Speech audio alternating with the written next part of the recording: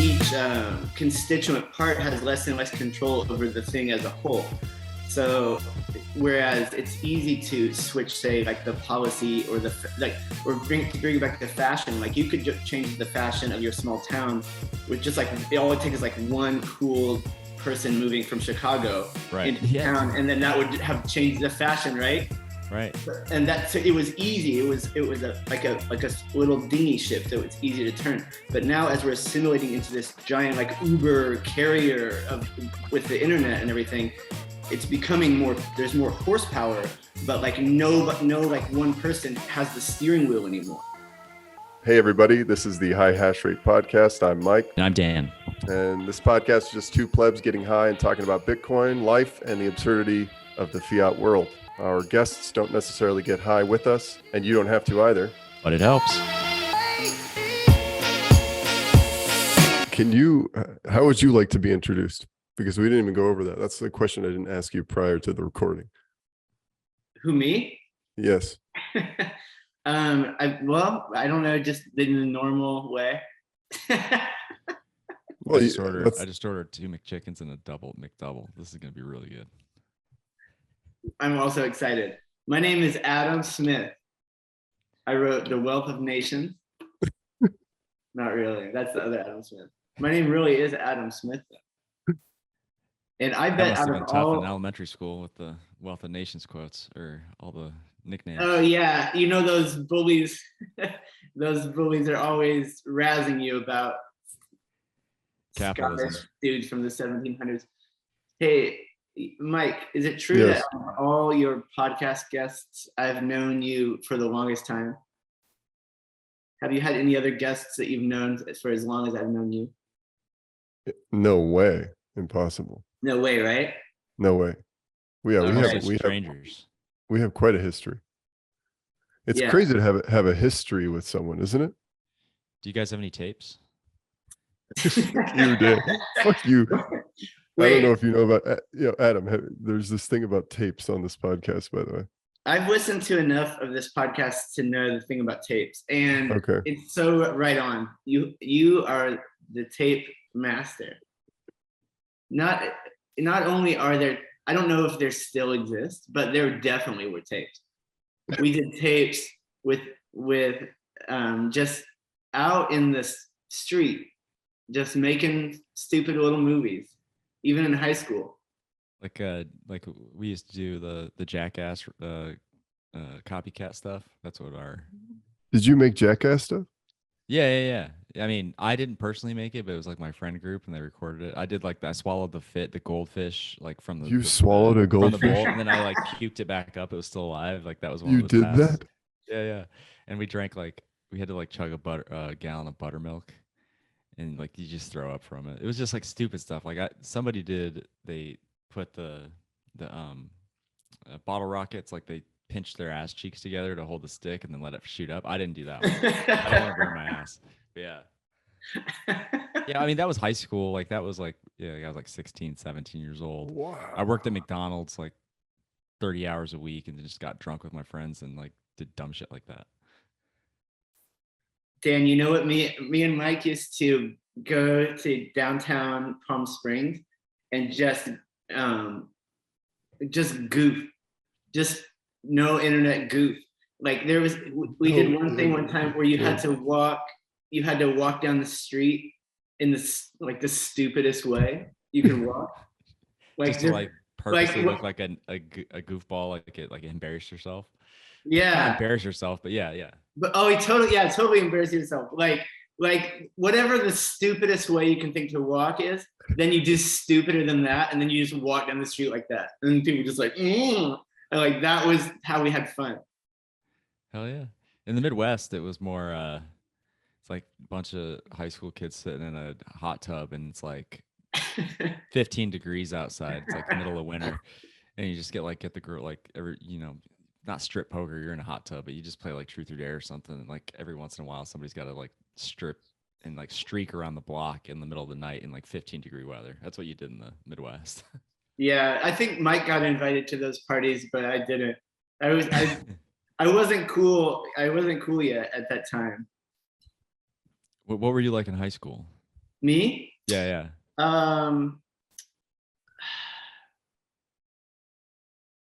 Kind of all over the place. Like I had just started to become like to where I wasn't super religious. So I was still trying to figure that out. Like, and I've always been sort of a late bloomer anyway with everything. It just takes a while for things to germinate with me, I think. Yeah, I'm the same way. I looked really young in high school, and I still do, but like especially like in my early 20s. So I was always like trying to make up for it by just like being outrageous. Like I think when I was a freshman, the seniors and like upperclassmen, like every time, I don't remember how I got to the point where I just knew it was my cue. But if they just pointed to me in the hallway, I had to have to do like the yeah from like Lil Jon and like the Usher like music videos. So I would just be screaming like Lil Jon in the hallway anytime like a senior just wanted to like have a fun, like a stupid goof. He just point to me and I just do it. Like that was my like dorky freshman. Yeah, oh my god! You had a catchphrase. You were like an SNL character. Yeah, dude. Like I didn't give a shit. Like I knew that it was like all goof, and I was like, but like the hot girls that were like seniors, they knew who I was. You know, they told me I was cute. You know, like so some dude points attention. So I got their attention. It's like some dude points at you and you make that noise. Yeah, just like the yeah, like Lil Jon would do, but like really loud. Like it would be in like school, like in the hallway or in what do you call it? Like the auditorium when you have like on Fridays. Yeah, just stuff like that. It was all the time. Do the thing. I ran for school president as a freshman. Like there's no chance of winning. I literally hung up memes or like whatever version of memes were in like 2002, like hanging them up all over the walls. Your platform was what? Okay. Yeah, what were memes before the internet? I would just put like I would tape something to the water fountain. And it was like some comedian, maybe it was Jay Leno or something stupid. It's like free water, courtesy of Dan for president. Stuff like that. Why did I have Jay Leno? I don't know. It was just like somebody like saying it, like who was endorsing me. I don't know why. I think it's because I like stayed up all night because I lived in the middle of nowhere. I couldn't hang out with my friends at night, so I would just watch like the late night comedians and like Howard Stern on the E channel. So like those were like the celebrities to me. Oh yeah, I remember that when Howard Stern was on the E channel. Yeah, and you'd have like the guests on. Sometimes you had like a porn star, and like you could watch her like fuzzy, censored out boobies, and it's like that's pretty fucking good. Like I'll take it. Oh yeah, that's the whole reason I remember it is because it was like porn adjacent. Right, exactly. I think you could get like the first 5 minutes of like a softcore on Cinemax at like 11 o'clock. It's like, all right, I got 5 minutes. I'm gonna get to some tits, some like lower belly. I could work with this. Lower belly. Yeah, it's free. They never showed everything. It's like you could get all the way down the body, and then they cut it off, and you have to pay. Yeah, man. When I was a little, I lived in a small town until I was like 13. And it was like before the internet was good. And also it was a small town. So there was like no culture. I mean, besides the culture of that place, it was like no influences. It was like that's so different now, though, right? Like if you grew up in the same hometown, like you didn't have like that. Now they just have TikTok or whatever. Like they know exactly what's stylish or what's cool. Mm-hmm. And back then, I was just wearing like a chain wallet that was like down to my knee with some like super baggy Jinkos, and like I looked like an idiot, but like it was cool as hell in my little like block, Right, but you didn't look like an idiot to anybody around because they all look like idiots the same way. Yeah, you all look like idiots together. Because it was like this weird game of telephone where like somebody's older brother would like read a magazine, right, and then like figure out you were supposed to have a chain on your wallet, and then like the little kids would see him and then put a chain on their, you know what I mean? It was like this weird like transference. Right. But each time it would get a little bit less. Trickle down economics. Yeah. Yeah, exactly. Yeah, or you see whatever you saw on MTV, or then you go to the mall, like I don't think that's for a hot topic, but like you go to Spencer Gifts and just like hang out at the mall, and you'd see like whatever the teenagers are wearing. Like, dude, I want some of that. And yeah, there were like little regions could get weird. Like there could be like a fashion of like, oh, that's like a West Memphis fashion or something. Yes, like that. yes. But Dude, that, yeah. you know like how like in caves, like they'll like find a cave and it'll have like this pool of water that's like hasn't been touched for like, you know, a million years, and then it's a like micro ecosystem. Yeah, there's like a weird fish in there with like big creepy eyes and it can't see, and like it's weird, it's like weird bugs and stuff. Like that's how little towns used to be, you know? Like they used to be like these weird little creepy things you would find, like, whoa, what is this place? And you would walk into it. But now like it's destiny. like down this like the mycelium of like social media and everything is like going in, like coming up through everything. So it's like now people in California look like people in Ohio. In mid-Michigan, like on the I-94 corridor. So I didn't like grow up in like Detroit, but it was like pretty just outside Ann Arbor. But like that whole rural area, when I was growing up, people didn't really know. Like if you lived in California, you didn't know who the like the juggalos were. But like in mid-Michigan, like that's where like the juggalos came from. Like those ICP dudes with like the crazy white and black face paint, and they like drank Faygo Pop. Like that's what people dressed like, and they looked like literal clowns, like gothic clowns. That's how they dressed. And like and they were all like, you know, it's like the Midwest, so they were like, before everybody in America got overweight, the Midwest was overweight.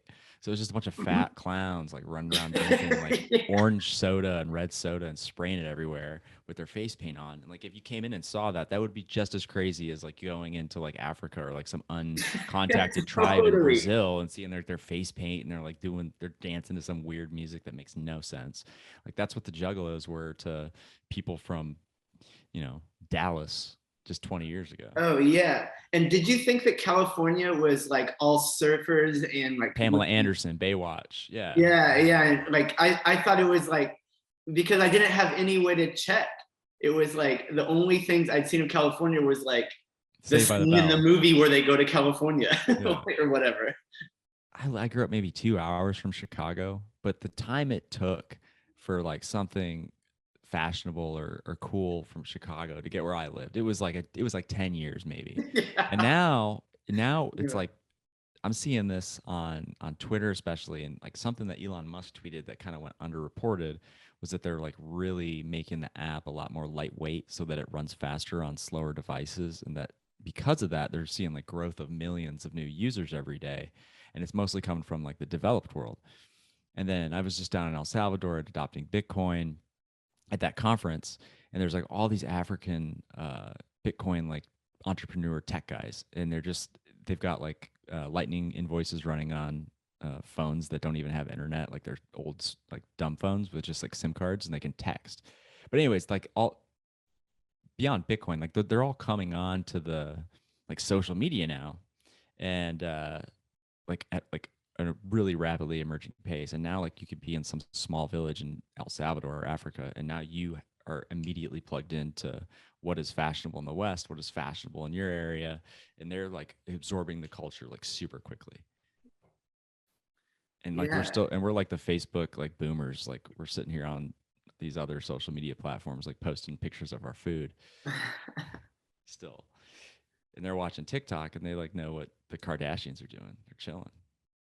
Yeah, there's an interesting dynamic that happens, I think, when sort of the unit,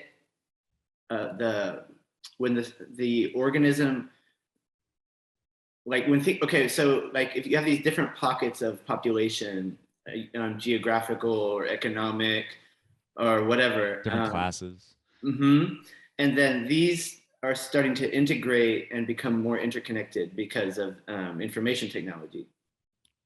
So as they do, it's like the analogy is sort of like, just like the different systems and cell types and things in our bodies used to be different organisms, different species that were gradually assimilated into an organism as a whole. like these little pockets of like Southern Illinois or like Western Ohio or like Eastern Africa or whatever, they're starting to get joined in together into this like bigger organism, right? Right. But then as these sub organisms get assimilated, they gain like the shared resources and the functioning of the other systems, but they also, the trade-off is that they lose autonomy. So like your mitochondria don't get to decide what to do anymore. Now they're just like a part of the thing. You know what I mean? It's like the Borg, where in Star Trek, they take your species and then they like make it a feature of their species. Right, like the mitochondria is the powerhouse of the cell, and what do? We come in, like we give them democracy, and we take that power. Yeah, yeah. So it's like as things are coming together, though, like each constituent part has less and less control over the thing as a whole. So whereas it's easy to switch, say, like the policy or to bring it back to fashion, like you could change the fashion of your small town with just like, all it takes is like one cool person moving from Chicago into town, and then that would have changed the fashion, right? Right. And that, so it was easy. It was like a little dinghy ship that was easy to turn. But now, as we're assimilating into this giant like Uber carrier with the internet and everything, it's becoming more. There's more horsepower, but like no like one person has the steering wheel anymore. You have to make call to the thing, and systems and satellite. So it's becoming like less under control, Yeah, no, totally. So I was just talking about this. I think I was DMing Mike about it today, about talking about it on this episode, which is coincidental. But I think that what we're going to see, a lot of people think that we're kind of on this path to, a big depression or a financial crisis or World War III, nuclear war, whatever you want to call it. But I disagree. Now I think that what's going to happen is we're about to experience a cultural revolution, like all over the world. Like it's starting in Iran. Like they're refusing to wear their hijabs, and they're like protesting in the streets. Like there was like a lot of violence, and they're like still going at it. Like the Chinese are revolting and starting riots and stuff in Beijing and some of these lockdown states. And you've got like all these countries and all these places in the world that are ruled by these old people who are like, they're just disproportionately old. They have all the money, all the resources, and they just are completely out of touch. Like even though we have like all this access to like what you're saying, to like absorb all this new information, all these new cultures, and like it just spreads really quickly because of their like, there's like too much of a bridge to divide for them, like in their class, like, and they don't understand technology, they don't use it, like that stuff's not getting to them. They're more out of touch, and more obviously out of touch than ever before. And that's why like Twitter is such a big battleground right now, because it's like all these giant mega brands and corporations and politicians and all these things run by old people or old institutions. They're so out of touch, and anything they post, they just get piled on. Like they get like clowned on and like ratioed, and it's like they're pulling their ads from the platform. They're pulling their presence from the platform because it doesn't serve them anymore. But there's all these new people coming in now from all over the world, and they're here to fuck shit up and to innovate. And the old guard just doesn't see what's coming for them. They just can't. But everybody else is connected, so they are. So who's going to take control? Well, it's all going to coalesce under the people who are spreading the most information and all the ideas the most efficiently and the most quickly. To what extent do you think that the advent of constant information that's provided by the internet will mitigate the effect of the old people becoming out of touch? The old people now are going to be some of the last old people that never had the internet. You and I will be the last of them. When my children become old people, everybody is always going to have had the internet. So will our ability to stay plugged in, because like everybody can just keep checking whatever the current site is, so as long as you don't get left behind on Facebook. Stream. Yeah, that current stream of information. Right. Whatever that is. Like, in other words, will old people be able to stay in the stream now that everyone has the internet? Yeah, I think so to an extent. I mean, some of them already are. You've got some people who would be technically part of that old guard, right? Like, but they're pretty plugged in and pretty they kind of know what's going on. Ironically, like a really good example of that's Donald Trump. Like he knew how to tweet in a way, and like the kind of stuff to just say and tweet, whether it was what you would want the president to say or not. It worked. It was very effective. Oh yeah, it was a perfect match for Twitter. Yeah, exactly. So he was speaking in tweets even before they invented Twitter. You know what I mean? It was just perfect. Yeah, and if you look at his old Twitter like history before he was like running for president, he was like constantly tweeting at like the actress from Twilight because and then the actor from Twilight because he knew that they were hooking up or they were dating and he knew that she was cheating on him somehow and he would tweet about that all the time. Like Robert Pattinson, you have to break up with Kristen Stewart. She's cheating on you. You deserve better than this. Like he was just plugged into like he knew what the drama between the Twilight actors. But and it got him the presidency. So yeah, some of these old people they're too out of touch, but the ones that will succeed will be the ones that kind of understand this revolution, I guess. Because there's room for the elders still. They just have to be in touch with the rest of the people in their tribe or their country to know how to effectively leverage their wisdom to help them.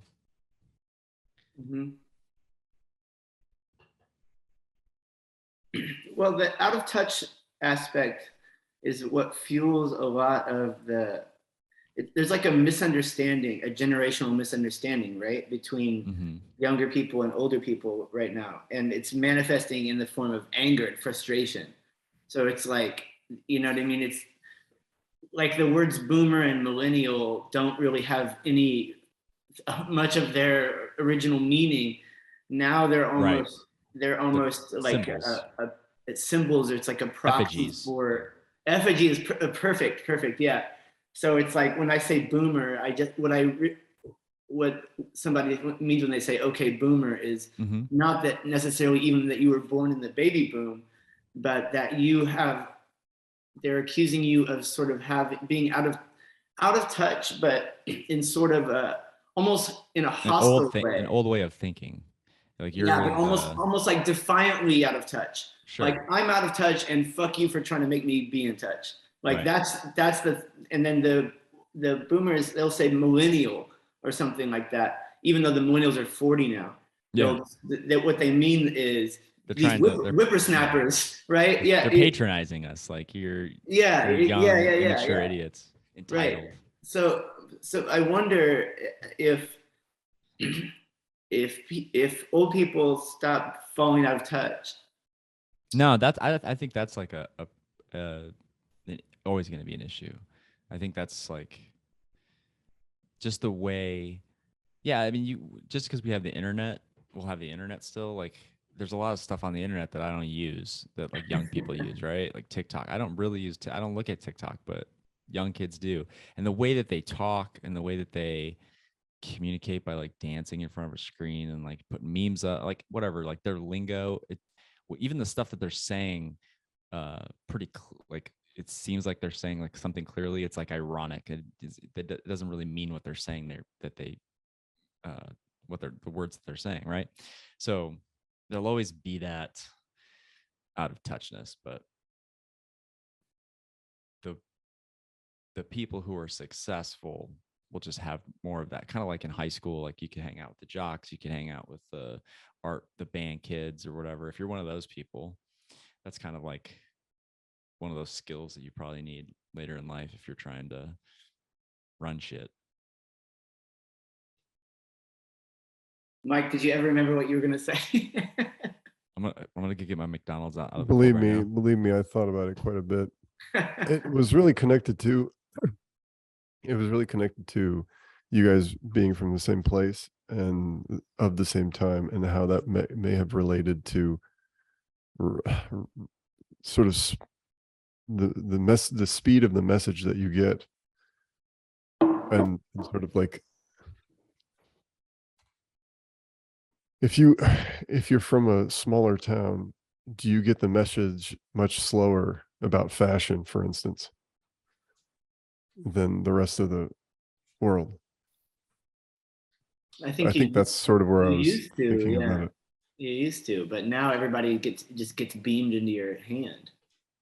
Right. So does everyone start to look the same? That's where I wanted to go. Does everyone, like, in their differences of everyone and how nuanced every single person doesn't that sort of assimilate into one sort of mass of no identities? Yeah, right? Because everyone's an individual identity. Well, I think that back in the 90s, 80s, whatever, in the past, that it was more about what you looked like, what you wore, like the music you listened to, like you could somehow physically express that. But now it's like your values, or like whatever you're putting out on the internet, like whatever your internet identity is, like that's the fashion or whatever, that's the ideas that you're getting. It's not necessarily what you wear. People don't, their fashion is all kind of becoming universal, but where they display their uniqueness is through their digital identity. Everybody's got the same fashion now. Everybody's got the same haircut, the same look. It's like basically, if you're a white dude, like pretty much every white dude in the world, depending on what country you're on, has the similar type of haircut, depending on what your head looks like, and similar type fashion. And like maybe some people have a little bit of uniqueness there, but the vast majority of people, they all look, pretty much the same in the way that they present themselves physically. It's their digital identity that they use to express whatever they're trying to express.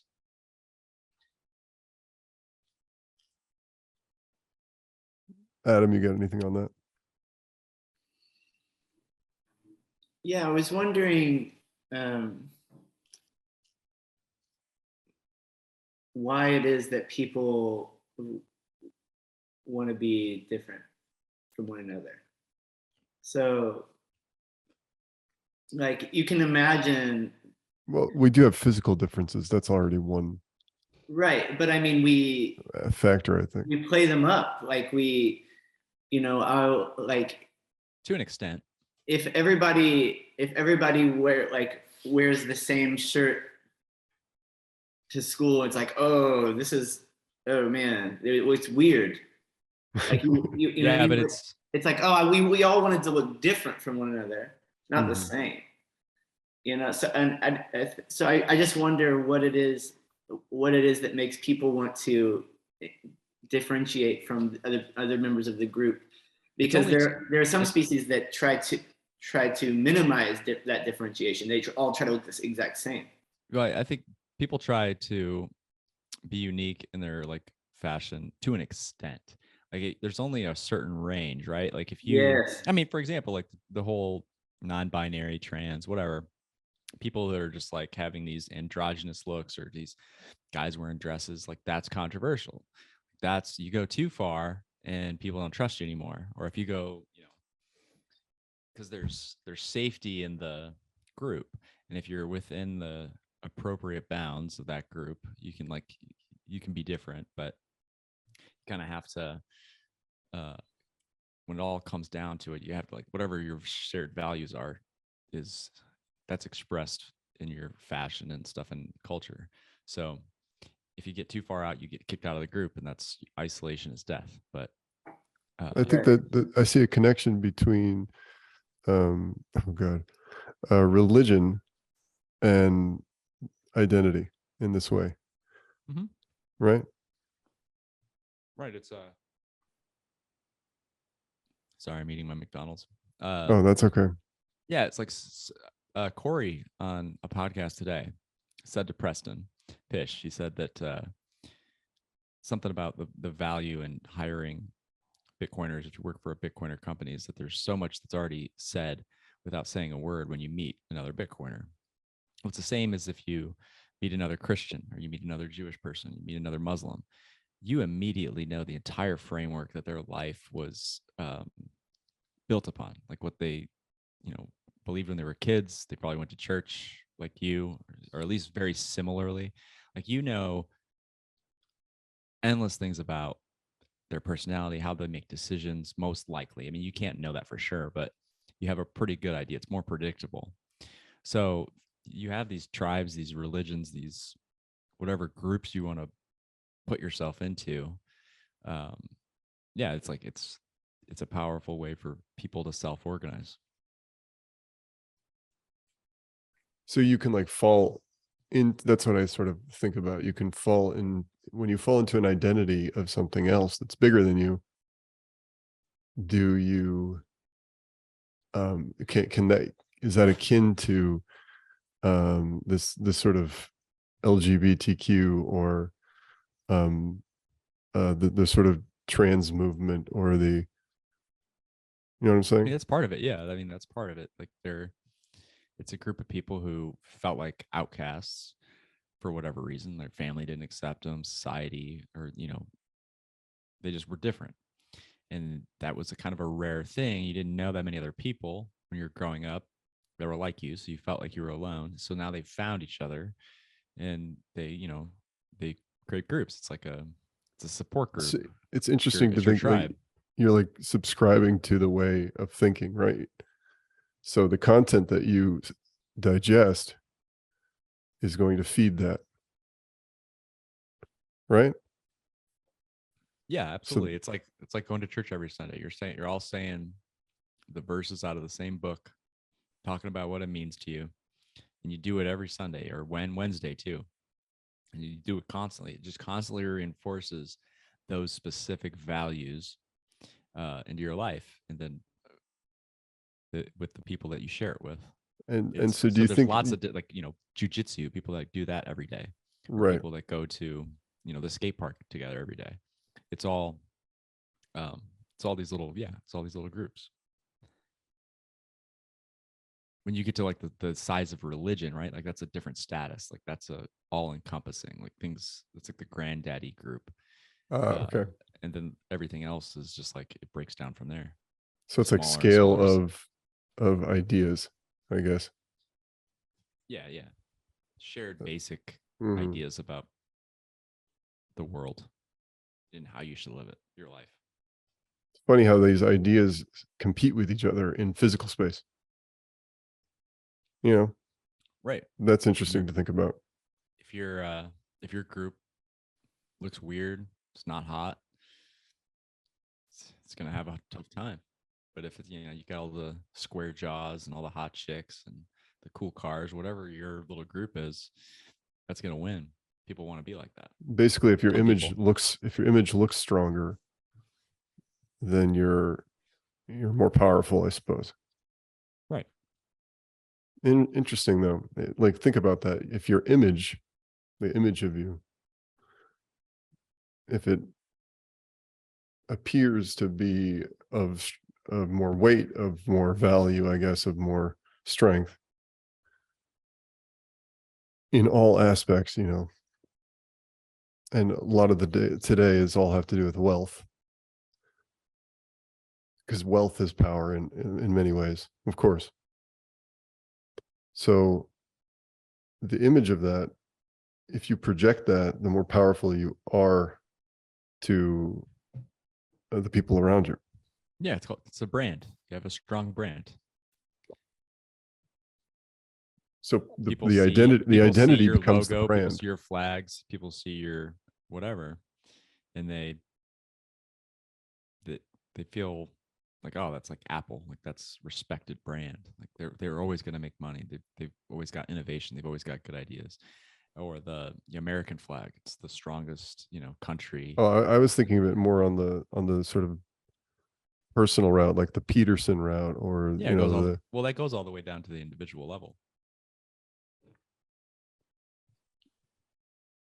Joe Rogan, right? Like he's an individual person, and he is commonly, he's love him or hate him. People kind of understand when you can't cancel Joe Rogan anymore. He's too strong, right? He's a. But what I think I'm trying to hook onto is like the attachment of how we've been sort of pushed as a society to adopt the identity as the brand. So your identity is like co-opted into having to play in this game. Yeah. I mean, it's your virtual identity, I'm saying. yeah, I mean, and your real life identity, but yeah, their virtual identity. Yeah, that's like social dynamics. Like how far you can project your message into internet space. How far is your cast? How big is your net? You right, can, your reach. because followers are fish. That's what followers are. They are food. That's not how I think of my followers. I think all of them are handsome, smart, hilarious. I think of economics. I think of it in economic terms. I'm just referring to it right there. Like followers being the thing that like feeds you, and then dopamine release. And the one that you're following is sort of your maybe more of your tools, I would say, or maybe more of your resources. Yeah, I don't know. I don't know. It's feedback. It's feedback that whatever you're doing, whatever you're putting out there. It's like supply and demand. That's all I'm trying to say. I guess. Yeah, it's feedback to know that what you're doing is popular or people like it. If everybody ignores you or everybody says "fuck you," your ideas are stupid. That's just feedback that like, hey, whatever I'm doing is not being received well by other people. I have to. That's true. That's totally true. 100% true. Right. That is a nice sort of feedback. It's better than getting like a wedgie and then getting your head dunked in the water. Right. Exactly. Yeah. When they flush the toilet, right? Like just somebody to who wants to stay and listen to your message and who doesn't, and how many of those people are real. Right. You know, how many well, it depends. I mean, some people can say that it's proof that you've done something, like that you're not just just a scammer. It's like you can like build a reputation of respect and like you've done a lot of good things for your group. Dan, you may be able to speak to this question. Why has there become such an influx of scammers on something like Twitter and bots? Is it because the coders are better and they know what they're doing more, or what's the? No, it's just an opportunity. It's a cheap opportunity to make money. You can make new followers. You can make somebody's following look really big. You can get people to click your links and get affiliate marketing revenues. You can trick people into sending you crypto. You can it's like guerrilla that is total and it's like a weapon for sure. Sure, yeah. That just makes me think how much of information is like a weapon. Oh yeah, like I think Michael Saylor talks about being at a party online and you have no idea if any of these people are real. It's like they're all ghosts or whatever. They're all the people in the Matrix, right? Like they walk past you every day, but they're just programmed to do their own thing. They're not necessarily real. They're not necessarily authentic. It's harder to tell online because it's easy to just mimic. Sometimes the anonymity makes me feel like kind of desolate, kind of. Makes you feel like alone. Yeah, like in some ways that's comforting because it's the aloneness of privacy when you're anonymous, but also when everyone's anonymous, and then even the most heartfelt interactions have sort of a lacking hollowness to them because there isn't. It's like you're just talking to the outline of the person. Right. Like even though you're both purposely staying anonymous, the act that you're both doing that it means you don't trust each other. It means you don't just trust the world enough to take a chance on. Right. Whatever it is, it's not worth it to make a slight sacrifice of security for that other person. Right. And I think I think that kind of puts a ceiling on, almost always puts a ceiling on the like the intimacy that those kind of interactions can have. 100%, yeah. So because there's always just sort of just reading something, you're not really ever talking to a person because you don't know who it is, you know? Right. Yeah, it's just like Manti Te'o, the football player's, catfish girlfriend. Right. There's always that. There's always that doubt. It's like, is this person catfishing me, or like, yeah, it's like we have a real? gene to run the Turing test. Like we just want to know kind of deep down that like it's a real person. Like I think it comes back to like something physical. We want to look at them or touch them or something like that. Right. And, like see how their face moves and things like that. Right. That's how that's like how we're evolutionarily programmed to find comfort or connection with other people, is like little mannerisms and ways that they look, the way that their body language, that kind of stuff. So you don't get that online. Right. And that comes back to the group identities that you were talking about, where it's like it's sort of counterintuitive, like we're using the internet to make all these groups, but yet the medium of internet communication by its nature sort of attenuates the connections that people are making, and so that they're become thinner and less substantial. So while there are more strands in the webs, each strand is much more breakable. You can lose internet relationships if your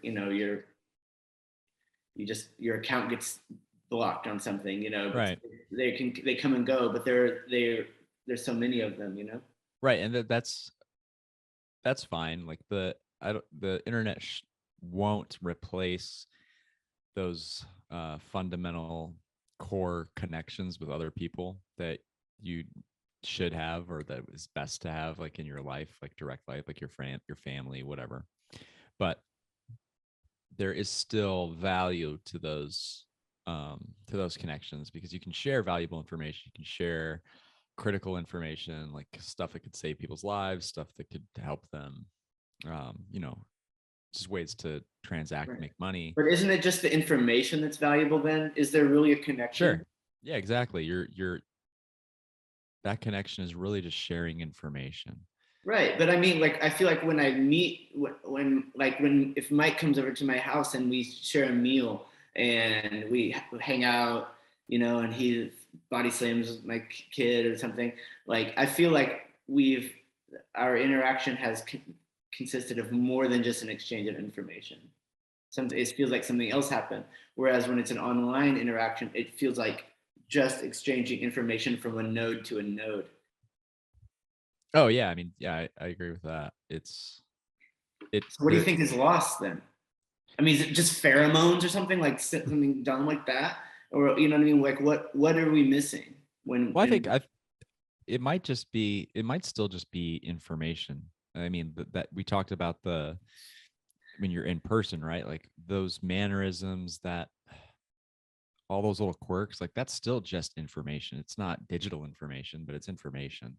So you're getting some sort of positive feedback from exchanging a different type of information with another person. Right. It's just a richer spectrum of information. Right.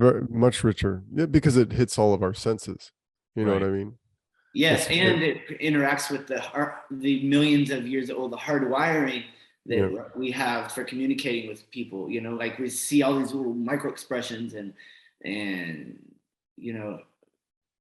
like, you're in like you're spending the same time together. Yeah. It's like, that's interesting. Oh yeah. It makes you think like how valuable it is to have moments where you can sort of talk with each other. You know what I mean? In real space. Yeah, and like you smell the same cookies or whatever. Yeah, while you're talking. So you sort of seek out these moments, and then you think that there's this, like what we're having right here is sort of an abstraction of that kind of data, right? It's a lesser degree. It's right. Like clean. It's one of the worst things you can do to somebody is put them in solitary confinement where they have no interaction with other people. But I don't know, and this is not like an ethical thing to study, so it'll never probably be done. But if you put a laptop in like 100 people with they're in solitary confinement, gave them access to Twitter, the internet, versus people who still had nothing. I would be willing to bet that people that have that outside connection that can just be online all day and talking to people, they would have much better mental health. So there's still some value in these communication in this, experience we're having together. It's just not the same. Right. It's fidelity. Like it's just one bandwidth of the information. It's like if you only ate carbs, that, you know what I mean? That's like what it would be like if you were only on the internet. Like, right, or like a long distance relationship where like it's not a full meal. Right. You want to get the vitamins, but right. You still talk to each other every night, but it's most of those long distance relationships. Right. It's not the same. It's not the same. On that note, we recently had this like physical conversation, which is a very, rare thing that cannot happen with, people that we were trying to get on the show for a period of time. And it just happened. So we're probably going to release that episode at some point soon. But it was so important. So it's sort of the value of that kind of connection was so important. So we had to record it. We had to do it all sort of, basically you spend a lot more energy trying to capture that. That's what I'm trying to say. You know what I mean? Like a physical conversation. Yes. And I think there's a little bit of an observer phenomenon too, or observer effect, where when you know that when you get in the stance of we're going to record it, or like we're doing the thing, okay, the conversation is starting now. You know, that I think that there is that makes you talk in a different way. Right. It's like quantum theory. It's like objects behave differently. When that's what I was trying to think of, that thing. Right. Yeah. Right. Well, that reflects in our lives too. Or Mike's always talking about like as soon as the camera comes on, he forgets what he was going to ask or whatever. It's true. Yeah. It becomes a show, Right. Yeah. Well, because it's not, that's the whole thing, is it's not a show until it's recorded. Right. Right.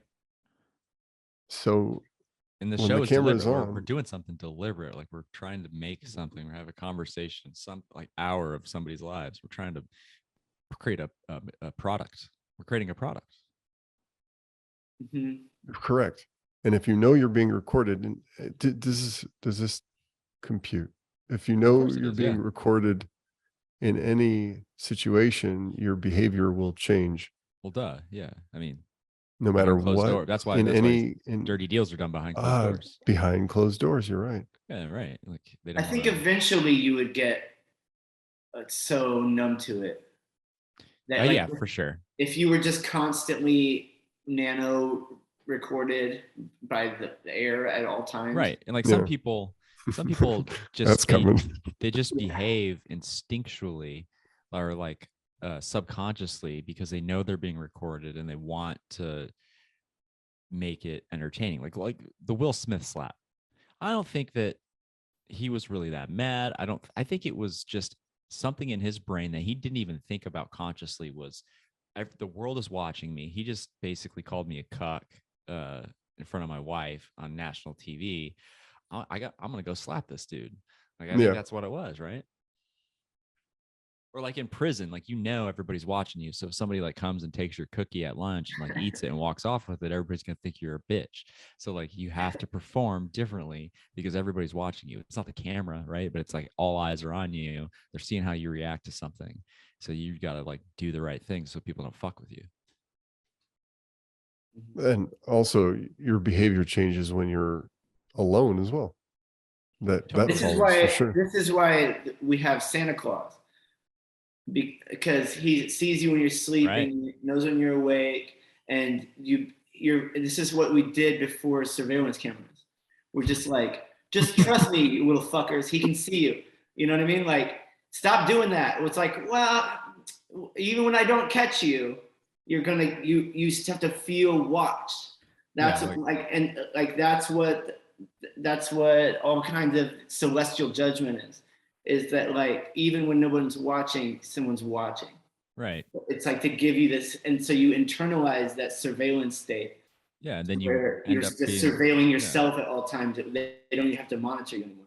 And then you end up as like a miserable adult with Catholic guilt, you know?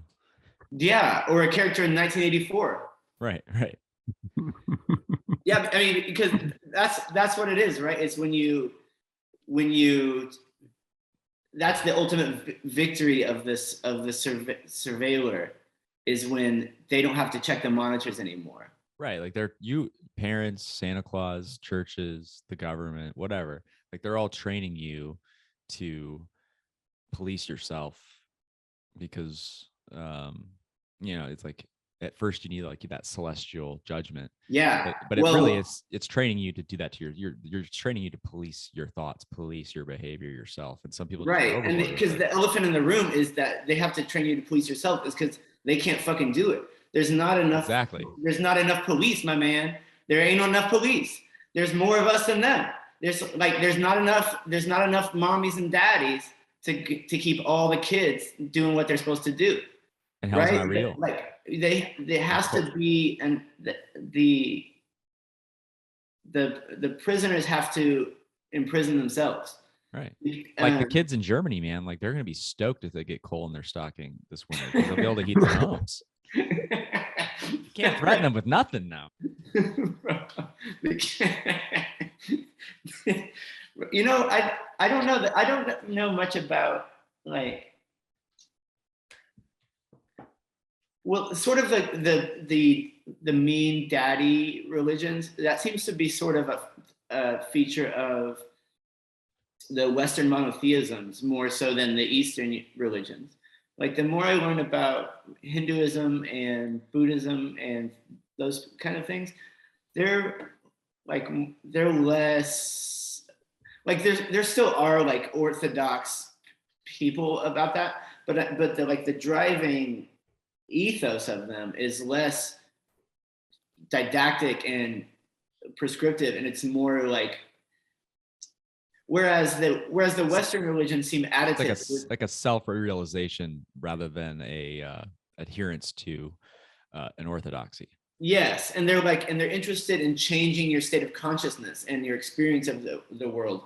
Yeah. More so than they are in making you adhere to one already. My hot take on that is that both of them are just teaching you in their own ways to be okay with suffering.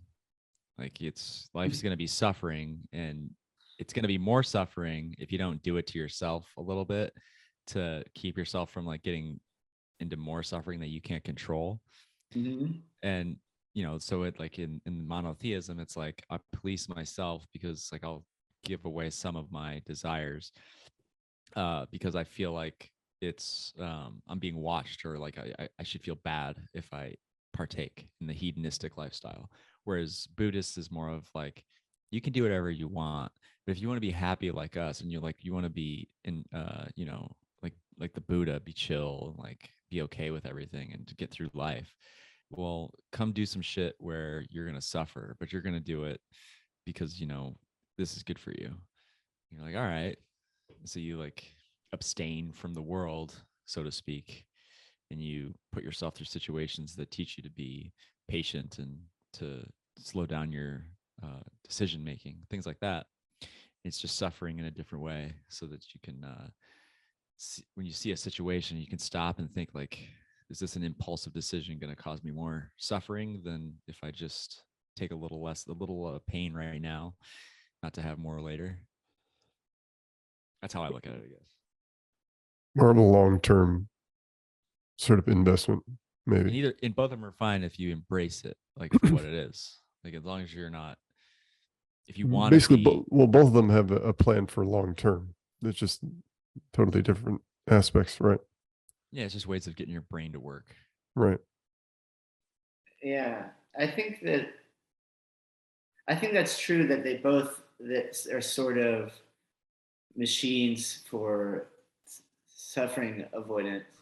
Mm-hmm. But I think that there still seems to be an important distinction in that, like the Western religions seem to be they're like additive. They're like they're constructs on top of what your reality is. It's like So it's like, yeah, there's your reality is like this, but like real reality is it's like mega that. You know what I mean? Sure. It's like a more powerful person that's God, and that, you know, you're a person, but there's a more powerful person, and you live in a place, but there's a nicer place called heaven, and it's sort of like, and you're, most of it has you sort of somehow like preserving your individual self throughout the whole thing. Yes, yeah. That's the goal. That's the goal, yeah. The Eastern ways, the self and the whole, the person, place, and thing, all that is an illusion, and it acts on the suffering by sort of etch-a-sketching all that stuff out. Like in other words, like instead of perfecting the self, like the monotheisms call us to do, it seeks to eliminate the self. So it's the opposite of having a perfect house and burning your house down. One is trying to steel man an ego, and one is trying to dissolve an ego. Yeah. And I think that like this kind of sort of gets back to what you guys were talking about with like with groups and identities and stuff. Like you know, we were saying that now I think, Dan, you were saying that now people try to differentiate themselves by their virtual identities now when their online presence. And I think that like the Eastern thinkers would argue that like what we've been doing the whole time is having a virtual identity and a virtual presence. That's what our ego is. So in other words, we've just been memeing the whole time, you know, ever since prehistory, you know, like ever since we woke up, so to speak, you know, and partook of the tree of the knowledge of good and evil. And so like the trick, I think, for the Eastern ones is to like get off the line, you know, and then the Western ones, they want to like build the perfect website almost. Right. It's and it's common for, you know, there's always that person from your school who didn't fit in, and then you find out years afterwards that like they really got into like Eastern religions and Buddhism, right? Like because they're drawn to that, like whatever it is, they didn't fit in this system, so they're gonna go try the other one. And then you got people over there like that grew up in those cultures who come here and they put on a suit and they become businessmen, and they get a job at Goldman Sachs, and they're like, fuck this like no identity shit. Like I'm Bob and I'm the vice president of derivatives liquidity at Goldman Sachs. Man, this makes me think. Fucking name tag. I just wrote this down. It's like memes are like information droppings. I guess if you think about, you know, humans as this culture of, you know, animals that can exchange information with each other in an incredible rate and record it. It's like dogs memes sniffing each other's asses, you know? Just yeah, exactly. Memes are like these like either droppings or like it's funny to call it like when you drop a meme, right? Yeah, you can compare it to this sort of this like wasteland of, and you can find out a lot about right? a person by how they react to your meme. So like you got like based on somebody's reaction, like, oh, I triggered the libtards, or you know, I riled up Bitcoin Twitter, you know, or I pissed off the fiat bros, or whatever it is. Like if you want to find out what somebody's like, you just see how they react to your meme. They laugh, you're like, all right, he gets me. Otherwise, you're like, I don't know how to talk to this person. We're on the same wavelength. The laughter test is a good one too. People actually, I was learning about this, like most times people laugh isn't because something's funny. Like if you go back and if you like record every time somebody chuckles or laughs, and then you go back, like most of them weren't jokes. People will laugh after they say like, hey, how you doing? Like, it's like, what a beautiful day. And like, I know, that's great. Yeah. Like they'll just do that little laugh, you know? Or if their boss is like, guys had a long weekend, you know, and you're like, he must have drank some wine. Right. So So which it raises the question, they're like, what are those for if they're not for funny? So it's that, I don't know. I think a laugh is like it's like a disarming thing where that's perfect. I'm glad that you said that, because what I was going to say is that the theory that this person put forward is that it's like a safety signal. So it just means like, hey, everything's cool.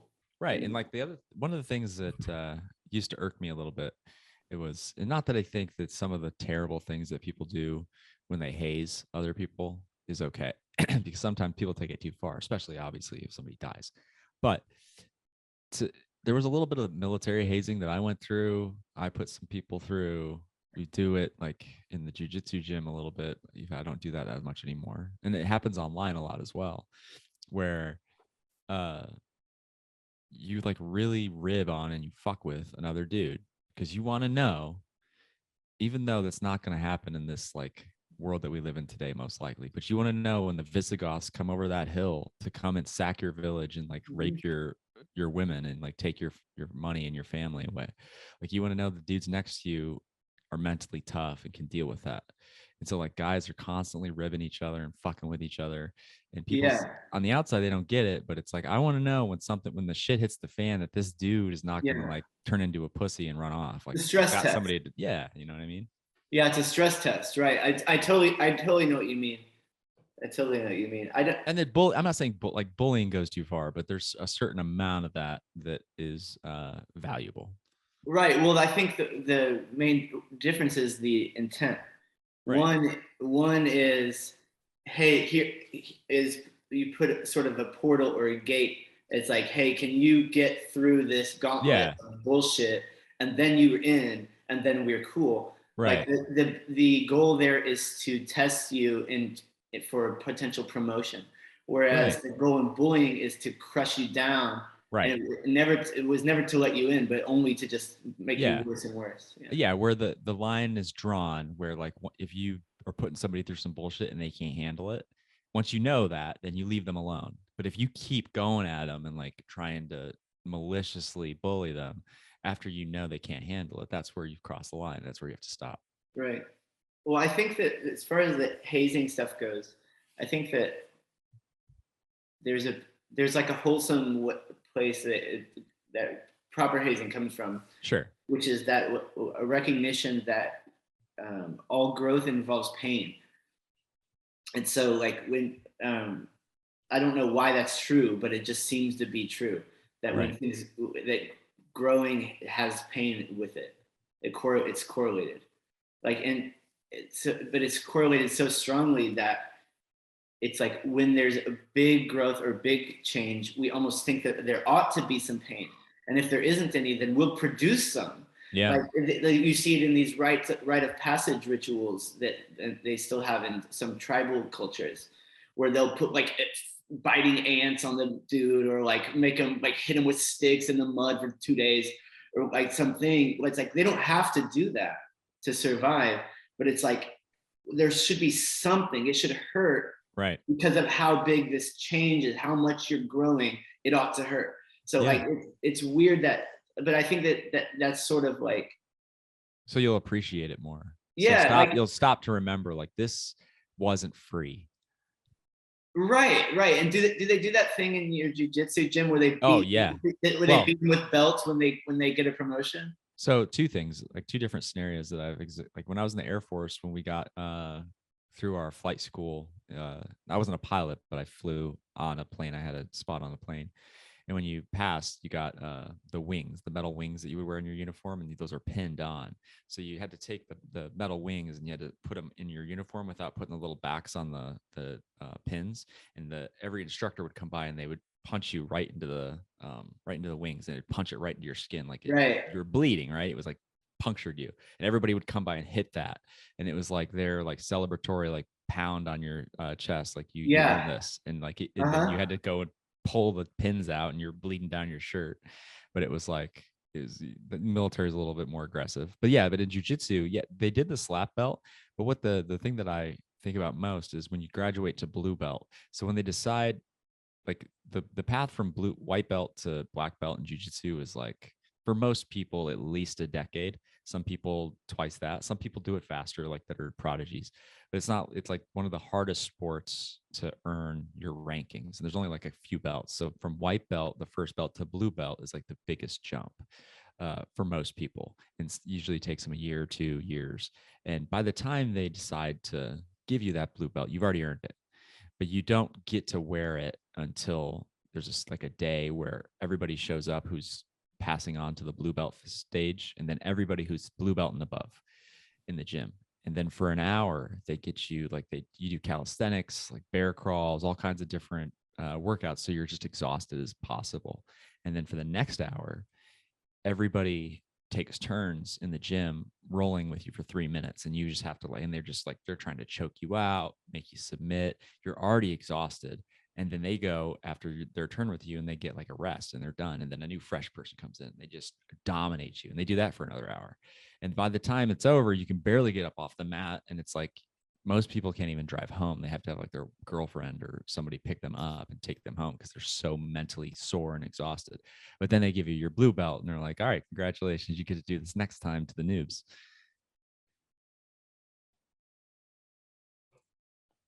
So it's like your rite of passage. So you earned it through the work. Right. Exactly. Absolutely. Mm-hmm. It's like this act of the puncture that you're describing. You know, I remember receiving my stupid little patches on my on my uniform. Yeah, and right. You get the polite punch. You get a punch from in a the arm sergeant when you get a new stripe. Right. But the idea of getting these sort of puncture wounds into you to signify an honor or of a completion of work that you did, it's an interesting thought. Like that's the thing I get.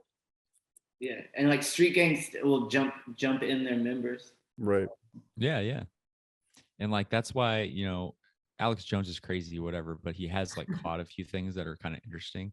And he's always caught these. So it's interesting to me that the really powerful people of the world, right? Like what incentive do they have not to undercut each other and to throw each under the bus and just leverage information that they have to ruin a potential rivals' lives or careers, right?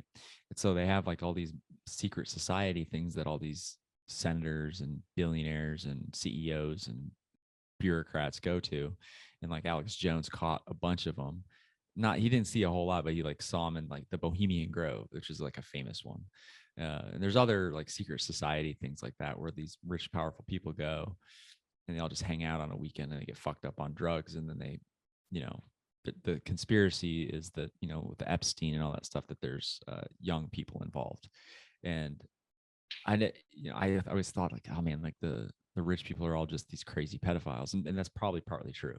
But there's like, I think they do some of these crazy things together. It's like an initiation where it's like, all right, if you screw me over on this climate change international deal we're trying to do, I'm going to tell everybody that you fucked a pig or like that you got a blowjob from a tranny on a, you know, at this like retreat. So it's like a way to. Right, but that's like a mutual blackmail society. That's different from the hazing.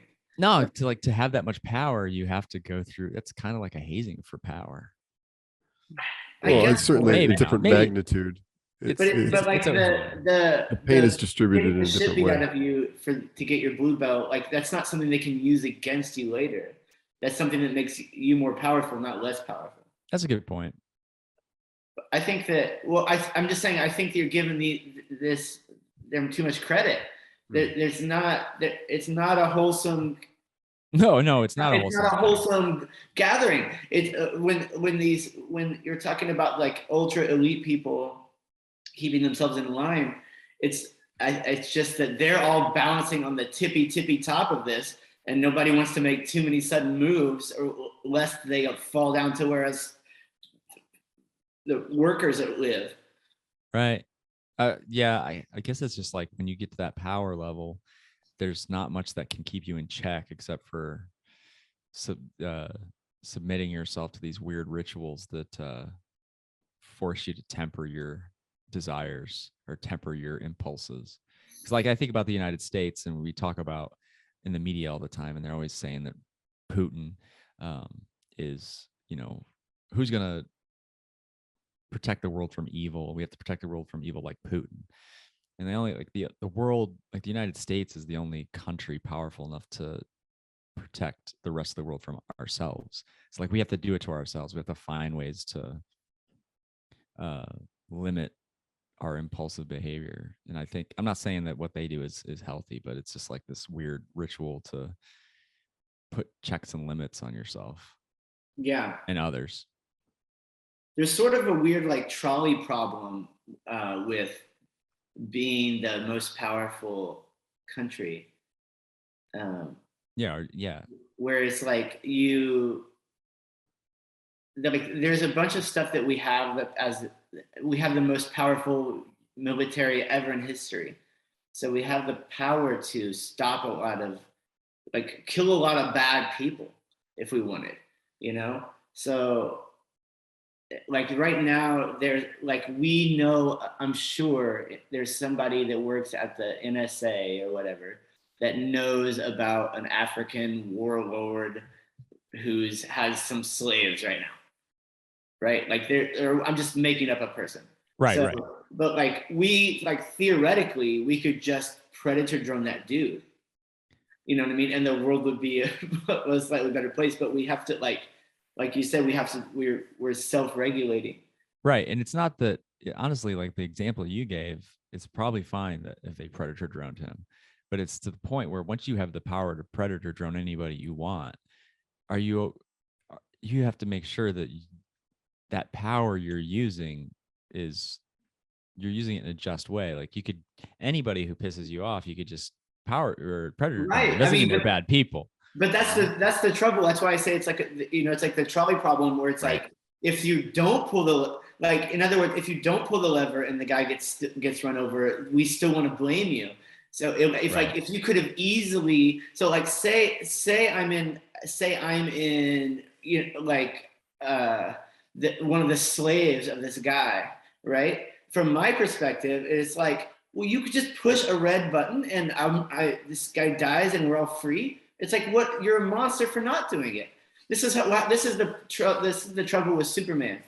So like, Superman is the most powerful being. He's so powerful that it's like the comics are barely interesting because nothing can hurt him. He's faster than anything. He's stronger than everything, right? But somehow this guy justifies spending 8 hours a day pretending to be a normie and like dating some chick. He's a fucking alien. But he's like, puts on glasses. He's like, I'm a regular person. Like, and he just like walks around and like, interesting, like writes little notes. It's like, you're a god. Like, what are you doing? This is an insult to your nature, and worse, it's morally reprehensible. Every minute that dude is at the Dale, he can hear across the whole world. He can hear people go, Superman, help us, I'm being and he's just like, he just tunes it out. He's like, how was your day, Lois? What a fucking monster. It costs him nothing. He doesn't have to eat. He doesn't have to sleep. He gets his energy from the sun. He could fly around 24/7 and just save people. He could solve everything, but he just plays pretend. He just plays house like half the day. Does he sleep? How does he justify sleeping? And so, like, and in this way, like when you have so much power, like when you're America, how do you not be like, well, I can make a list of 1,000 people that are definitely evil, and I can just go take them out. Yeah, it's a slippery slope, sure, but not for the first 1,000. Well, in the movies like X-Men and Superman, right? Like the bad guys are, other than like the actual villains, the bad guys are like the people in society who are like, we have to stop Superman, or we have to like keep these X-Men in check. And it's like, no, those are the only sane people in the whole movie is the people who are like, these people have too much power and they can use it however they want. We cannot like just let them have it. Yeah, Superman is terrifying. Right. Totally terrifying. He can just pick up Earth and throw it into the sun. He can do whatever. He's totally weird at what he chooses to do, but he could do whatever. Right. But like, in other words, does he have? Let me ask you this, Dan and Mike: does Superman have a moral responsibility to save people all the time? That's a tough question. Like, can he justify all that time off? No, right? Like he shouldn't get any PTO. He should be he's an essential employee. Right. I mean, if you have like a consequentialist view of morality, whereas like things are right and wrong based on their effects, if you're a utilitarian of some sort, then then it follows that Superman should never stop working. He can do so much more good. It doesn't matter how much he suffers. Like, who cares? He should just be a perpetual motion machine and solve the energy crisis. Who cares if he suffers? This is one suffering being. Well, I personally, outside like a serious answer, I don't think anybody really has a moral obligation unless they were like, they got elected to it, like they ran for president, so they have a duty. But like, if you don't do that, if you didn't volunteer or sign up for something, I don't think you have a moral obligation. But whether you're good or bad. Come now, Dan. Is only determined by your. If you're there, you have a lever, right? Here comes there's a lever you can. Here comes the trolley, and it's going to run over somebody. It's going to run over a little baby, and you have a lever, and all you have to do is pull the lever, and it will save the baby. You're going to be like, and you don't do it. That makes you a bad person because you. No, I wouldn't. I'm not saying I wouldn't do it. I'm just saying that I can't say other people. You can't say that there's a moral responsibility. It's obviously a moral responsibility. But who's going to enforce that then? If they don't want to do it, Jesus. No, if we say to Superman, you have a moral obligation to do this, he's like, no. All right, what are you going to do about it? Right, but that's give him a nipple twister. I'm saying, like, on paper, he has a moral obligation, right? No, yeah, I agree with you there. My point is that in reality, a moral obligation is something you place on somebody else, and you have to enforce that somehow. Oh. So unless you're going to do that, unless you can do that, it's not yours or my. I'm basically, in my opinion, it's not my place to tell somebody they have a moral obligation if I am not in a position or willing to enforce them to oblige. Oh wow, this is very relativistic of you. But if I had the power, if I was like the dictator of the world, and I could sign by decree that the military will, intervene if you don't fulfill your moral obligation, well, then I would probably reconsider how I thought about it.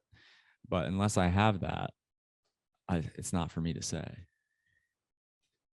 That's an interesting way to think about power and how you can issue force through decisions like that. Right, like I could say that somebody should do something, but if I can't make them do it, then like what does my opinion matter? Mm-hmm. That's all I'm saying. Yeah, so you're really what you are is you're not a relativist, you're a pragmatist.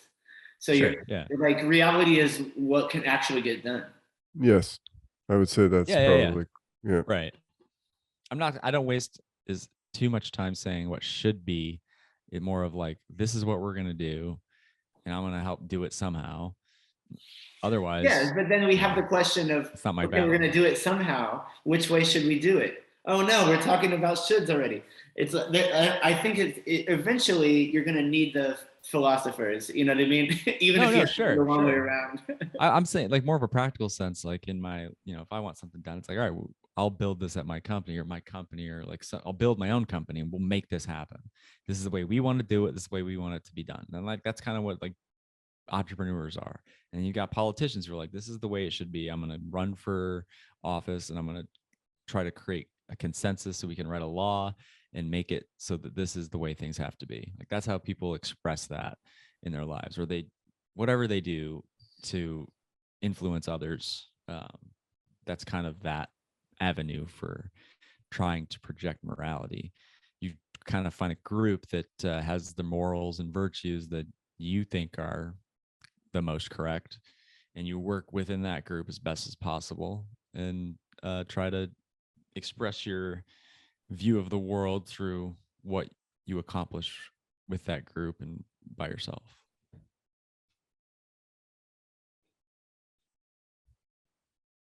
This is a question I had. What would a society look like if you never had to wait for anything? What would it look like? Like, do you mean like if I want something, I just have it? Yes. Well, it'd be great because there'd be no problems. There'd be no scarcity. Everybody would just have what they wanted, and they would just do their own thing. Well, I don't know. Well, I guess you're right. You're right. You can't live on. You have to have some sort of gradation of. Well, waiting, eventually, but wouldn't right away though, people would want, like you and I would want two different things. Yeah, but you could have them, so there's no fight. There's no like resource battle. Like you could just have what you wanted. Yeah, not if they're mutually contradictory. So like if I want the White House to be painted blue and you want the White House to be painted red, we can't both have our way. So yeah, there is scarcity. Oh, there's scarcity. Wow, look at that. There'll still be scarcity of choice Real estate, because there's scarcity of like what is and what is not. So then you'll have to duel, and whoever lives gets to paint the White House. Exactly. That's how it would be. It would be total war because everybody would be fighting over the same things. Exactly, just like they are today. Okay, solved. Next question, Mike. We solved that one. Okay. Then I wrote something like establishing pecking orders in social situations. That's what I wrote. Which made me think it's just like I was thinking about how many sort of communities and groups of people they establish a social pecking order without it just happens, right? They don't even like, it's not like okay, can I give an example? Here we go. Every day of every life of everybody's life. No, for sure, but I mean, this is maybe just stupid that I'm pointing this out. No.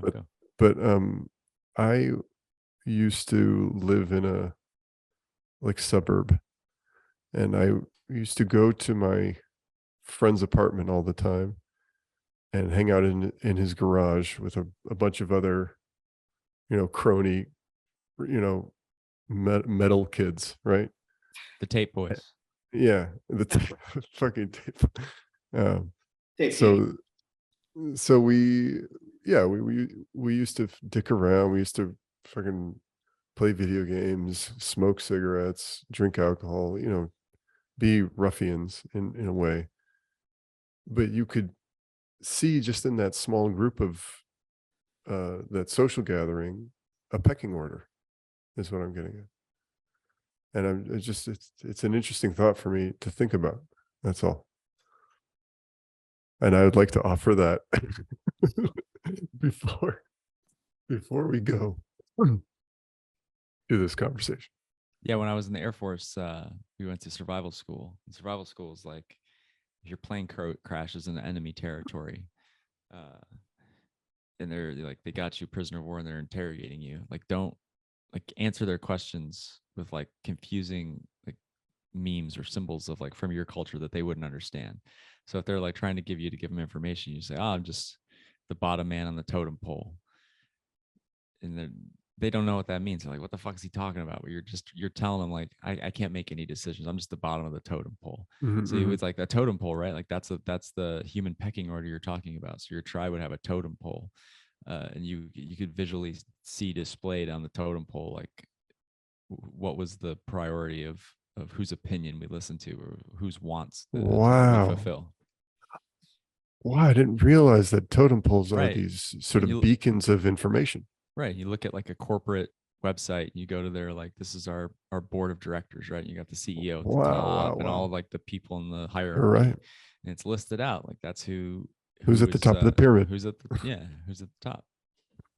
So we do that in every facet of society somehow. Yeah, in a lot of cases we put them literally at the top, like right. Like if you're the CEO, when you talk, you get to stand up on a thing. Right. Higher. You're above everybody. Yeah. You remember like back in 2006, how fucking controversial it was if somebody was like moved out of your top 8 in your MySpace profile. It's like, well, come on, bro. I thought we were boys.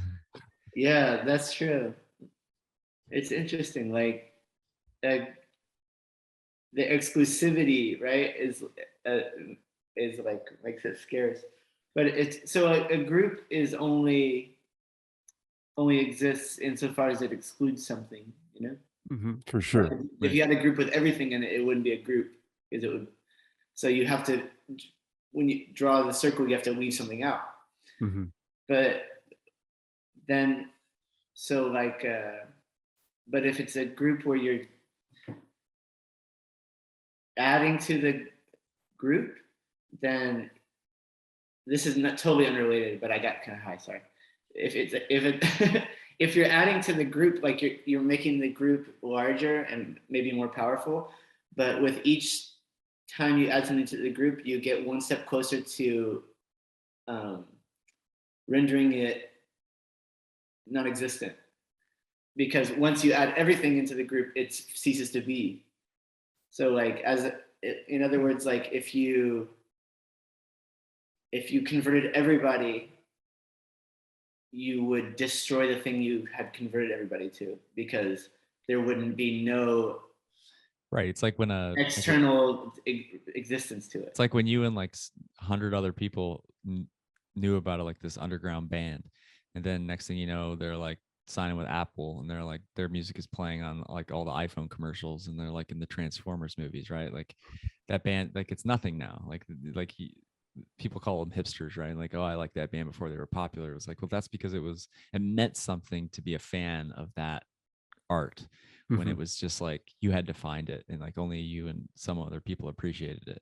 And then it goes mainstream, and you're just like, oh, this is just a mainstream thing now. Like it's got no meaning to it anymore. They're just playing for the masses. They're not playing for like the people that came and listened to them and play in a garage.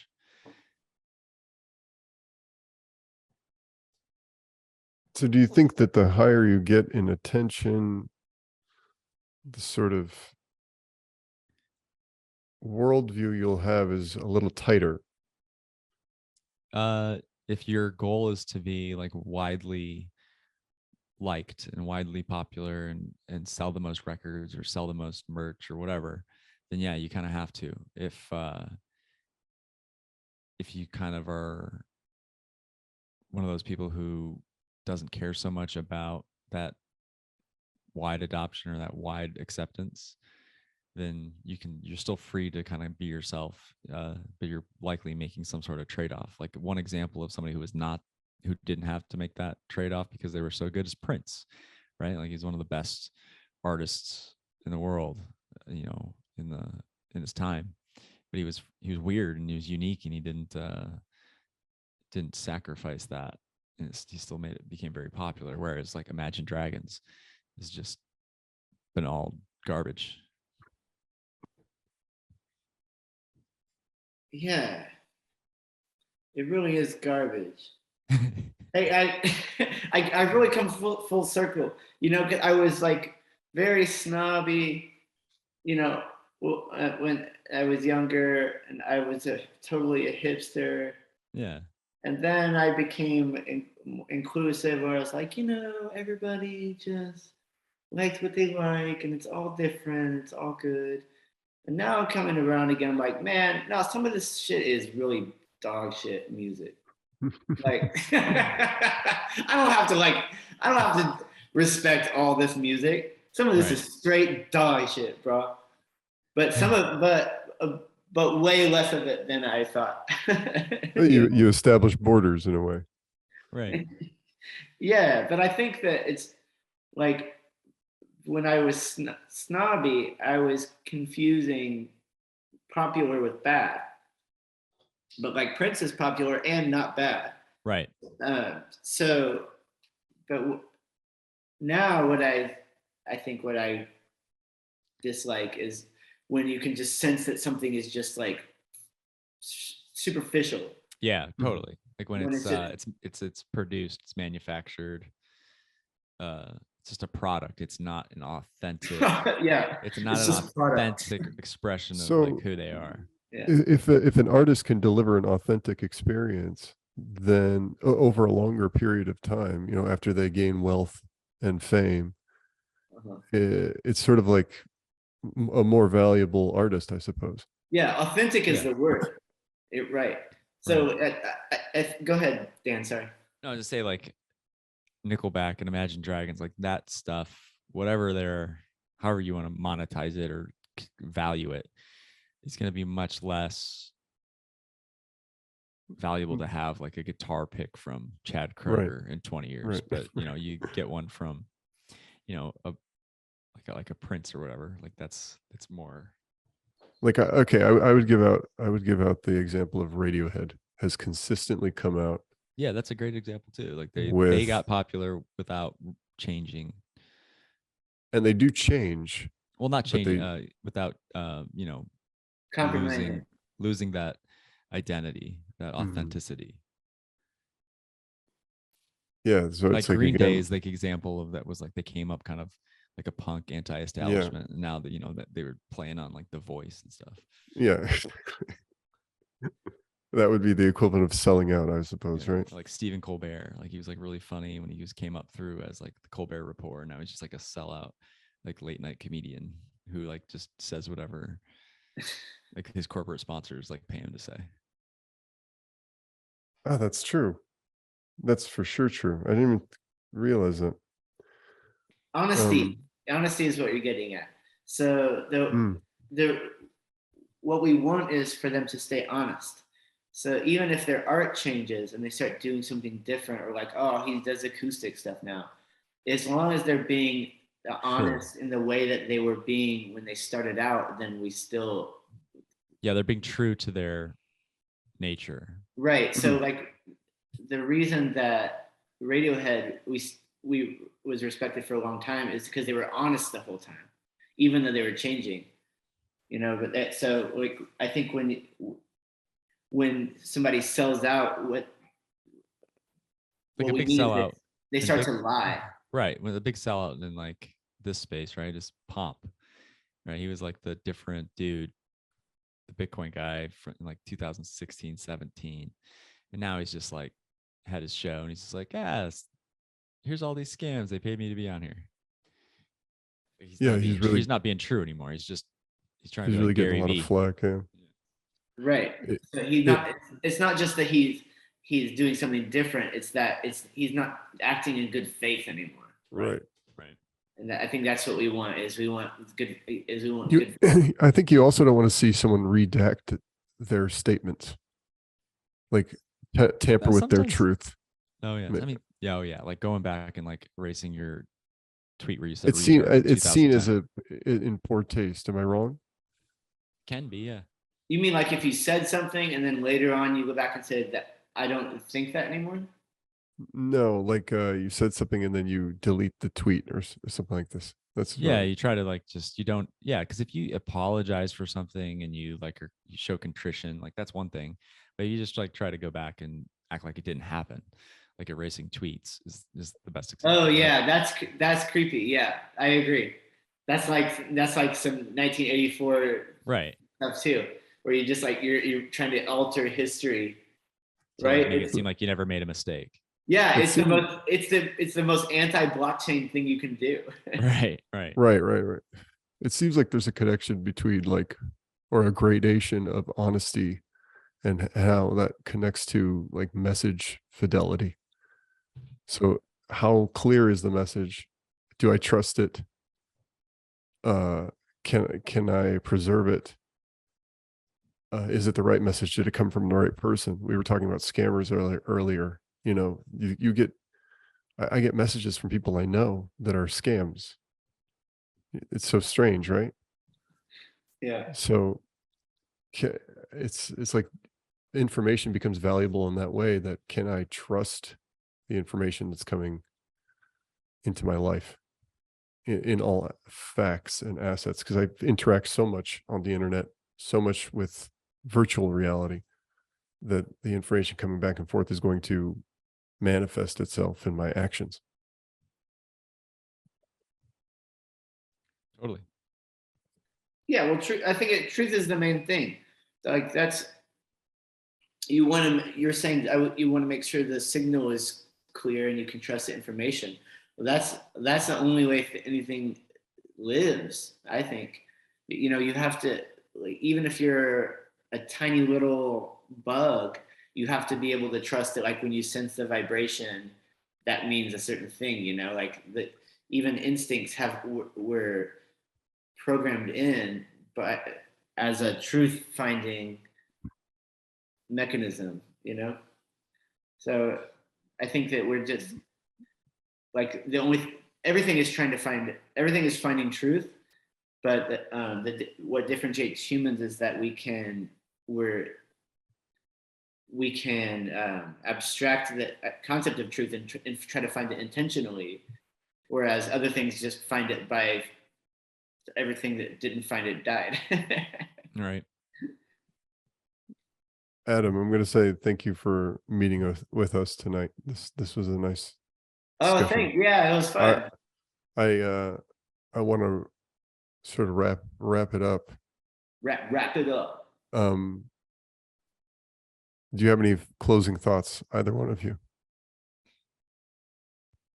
That McDonald's I ordered was really good, and I'm full, and now I'm really tired.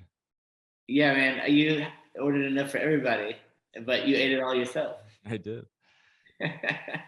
No, I don't know. I don't have anything else to say. Thanks for having me on. It was fun. Oh yeah, thanks for coming on, dude. Do you want to leave your mark in any way where people can find you, or if you're working on something? Yeah. Leave my mark. Well, that is your mark, right? That's where people can find you. That's your scent. Oh yeah, I guess so. Well, I don't really do anything online very much. Okay. Well, I tell you, my Twitter account is @BootySnatchers. So if you wanna tweet me, I don't know what the good that's gonna do. I don't have any followers or anything, so I can't. But that's what I am. All right. I don't know. I'll write a book one day, and you can promote it. @BootySnatchers. Can you, before we go, I'm so sorry. Can you just speak a little bit about that name? Oh, Booty Snatchers? Yes. Yeah.